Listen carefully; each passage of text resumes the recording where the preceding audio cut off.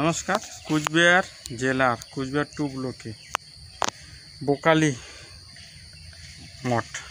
এই মঠ বোকালি মঠ অনুযায়ী এই গ্রামের নাম হচ্ছে বোকালি মঠ।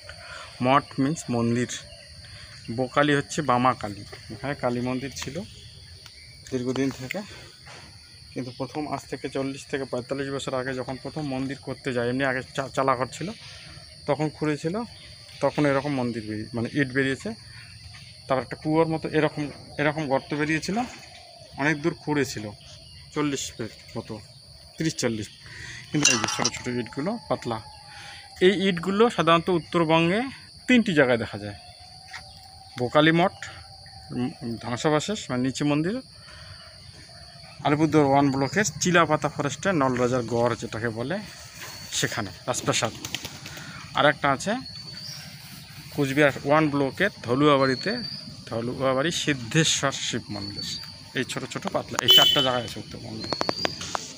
এটা পুরানো, অনেক পুরনো। এগুলোর ইতিহাস, তখন ইট আবিষ্কার জাস্ট হয়েছে। এবং ইটগুলো দেখেন, ইটগুলো এই দেখেন, ইটটা তখন যন্ত্রও ছিল না। ইটটাকে যে মাটিতে কাদা করে ইটটাকে পোড়ানোর আগে ইটটাকে পাট পাট করতো, এই যে কেটে করতো, সেটা দা দিয়ে হোক, কাঁচি দিয়ে হোক, কাটারি দিয়ে হোক কাটতো। মানে আজকের নয়, তখন এরকম কোনো স্কেল বা সমান কিছু জাতীয় ছিল না, সমান করে কাটা যেত না, এরকম করে টানতো। এই তার রেক পড়ে গেছে।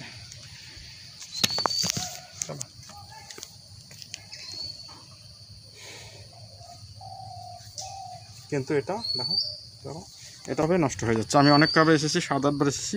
যখন এটা প্রথম বেরিয়েছিল একদম সুন্দর ঝকঝকে ছিল, কিন্তু সত্যি কথা কি এটা নষ্ট হয়ে যাচ্ছে। প্রশাসনের নজর দেওয়া উচিত, অথবা আর্কিওলজি অফ ইন্ডিয়াকে দিয়ে দেওয়া উচিত এটা ইসে করার জন্য। চলো তখন না নোংরা ফেলে দেখেন তো, কী বলবো।